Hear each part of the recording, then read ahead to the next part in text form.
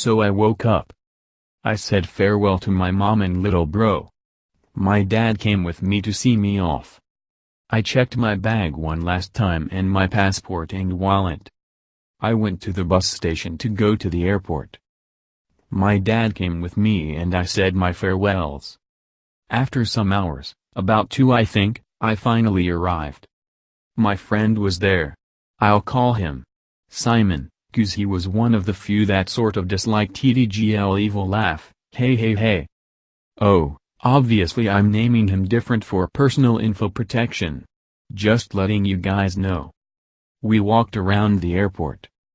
Got our tickets ready, ate some quick convenient store food. I had some sandwiches and milk. Simon got a full bento lunchbox. He said it was too salty BTW. I tried some of it too, and it was. We got ready and went past the metal detectors. In the line, I joked about Gintama and the iron wool bit. He watched Gintama too and didn't seem to know about it. I found that weird since I didn't even watch that anime. I knew it from Facebook. Anyways, funny enough, I passed, but on Simon's turn, the detector went off and a male police touched him all over for weapons and stuff. I should have taken a picture. Hey hey. We went through some more walkways and checked our gate. I was really super nervous before going to be this day, but I was feeling rather calm. Unsure why. Simon though seemed excited. After a while, we got on the plane and went off. We had our seats on the middle part of the economy class. At first our seats were right next to each other, but we changed it because it would be funny. We changed by having Simon on the middle part left, an empty spot, and my seat on the right. Simon was really certain that there would be no one sitting on the middle and put his bags there. I did too. He also added that he will voluntarily kill himself if someone actually sat there, as he was super certain. I thought he was setting a death flag, lol. Personally, the main reason why I had the seats rearranged was because Simon farts a lot. Like every 10 minutes a lot. We chill at each other's house often and every damn time he farts. Well, he doesn't do that much outside though. Asshole. But it wasn't a risk I was going to take. As if God was out to get him, some middle-aged women did sat there. I told Simon to kill himself. He laughed as if he lost reason to live.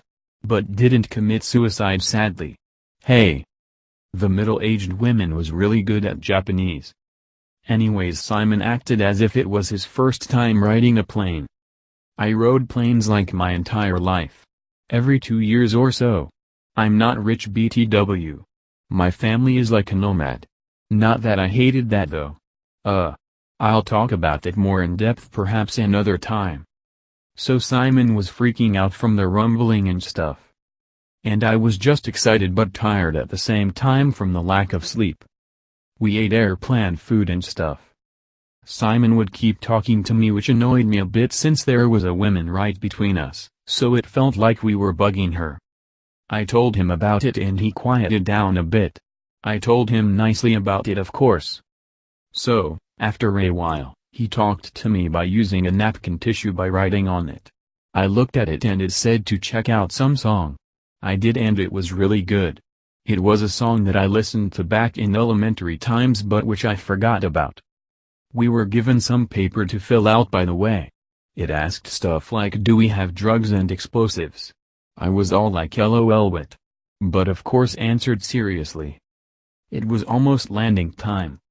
I had some minor chat with the lady on my left about where we were going and whatnot. Personally I felt a bit scared as if she was going to track us and sell our organs and stuff, but I was probably overreacting and thinking. The Eagle had landed. And we were on Japan. I was ready for Japan.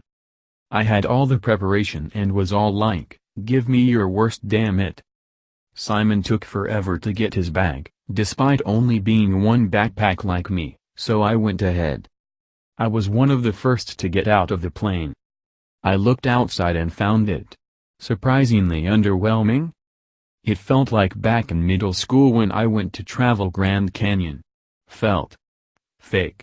When I traveled to the Grand Canyon, it wasn't inspiring at all for some reason. I remembered watching videos and photos of the canyon and it looked awesome, but the real thing looked as if someone got a huge Grand Canyon wallpaper and pasted it on the wall. It just looked fake. I don't know why. I might just be crazy and soulless, I guess. I waited for Simon for a couple of minutes and he was nowhere to be seen, so I went to the bathroom for a quick second and waited some more. He didn't show, so I went on ahead to the immigration gate. While on the line, I looked for him but he was nowhere. I was slightly worried now, since we don't have any phone connection here in Japan. So I used the airport Wi-Fi and Facebook him and even called him with it. No answer. After the immigration gate, I waited even more. About 30 minutes I think. Then I was all, you know what, fuck this shit mate, and went on. And right before the main airport doors, I saw Simon. I was really pissed at the time. I asked him why he didn't try to contact me and so on. He told me he just thought about it when we met. Also he said he had trouble getting connected onto the Wi-Fi. I was pissed. It was super easy to connect and even a fetus could have done it. But, I tried to calm myself and just said, well, just try to contact first thing next time. And we went on. We went outside first. And the first thing Simon did was smoke in the smoking area. I got pissed again and raged about why is the first thing you do in Japan is smoke out of all the things? But then quickly calmed down. I knew he was that kind of guy anyway. I was just glad he didn't get mad back at me, since that would have made the trip more difficult. We got our Suica card and went to the subway station. Now, I know I prepared myself and gathered data of how to go to Narita Airport to Tokyo. But we wasted about 2 hours or so going to stupid directions and the info center workers were kind of bad at helping with the directions. After 2 hours, I was half pissed again and went to this oldish man who had a train conductor uniform on and stuff. He kindly told us the direction easily and with simplicity. It felt so. Nothingness was the only thing I felt. So we got on the subway. I took my first picture in the subway. Then we stopped by at the Narita Shrine I researched about in advance. According to my findings, the shrine and the street was the only thing cool about Narita. I may be wrong, but that's all I was able to find. We got off the train and saw little elementary kids in black slick uniforms and with cool-looking hats. They looked more badass than the Seoul high school students I used to go to. Simon especially was all like woo about the uniforms. We walked and arrived at the shrine. We saw the lover's sword thing and the big temple and whatnot. It was about 6:30 p.m. or so we went on and headed to Tokyo. It was about 2 hours I think. We fell asleep during that time. We were really tired. After the sleep, I much better. I wasn't mad anymore and was just happy we were finally going the right direction. I took some pictures and we went on. We arrived at Tokyo Station. We went to Kiba right away as I wanted to get my bag off as soon as possible and freshen up again. Simon especially wanted to get rid of his bag. I wasn't sure of the exact weight, but it was at least 2 times heavier than mine and felt like he had bricks in there. I'm guessing he added unnecessary things in there? We arrived at Kiba Station and asked some businessman walking for the direction to the capsule hotel.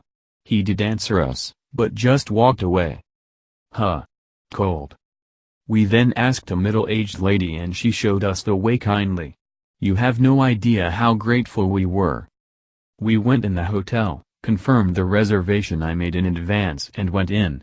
Oh, we got some free beerish alcohol and potato chips. Score. There were a lot of foreigners by the way. Mostly Western people.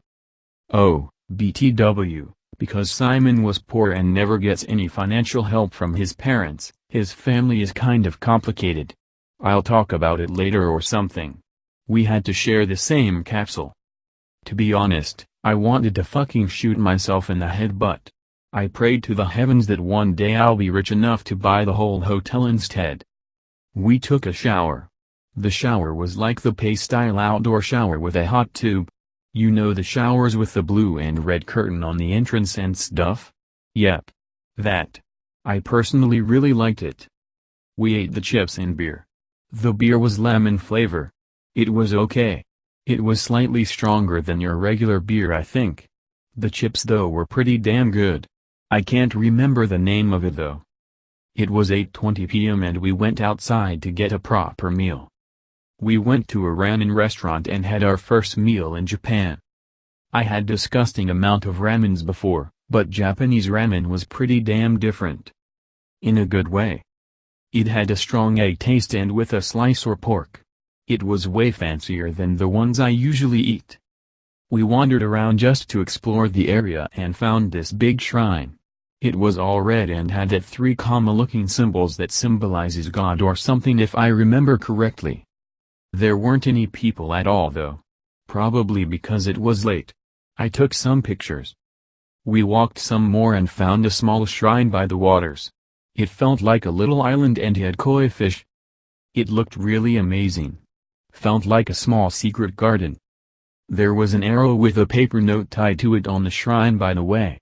I didn't open the note and just left it there 'cause I didn't want it to mess with it. We headed back at around 11:30 p.m. and went to sleep. While sleeping, I just despised myself for sleeping in the capsule with Simon rather than a girl. The pain was real. Not in a gay way. No. No. You sick fucks. I meant the whole situation thing. Anyways, that was the first day.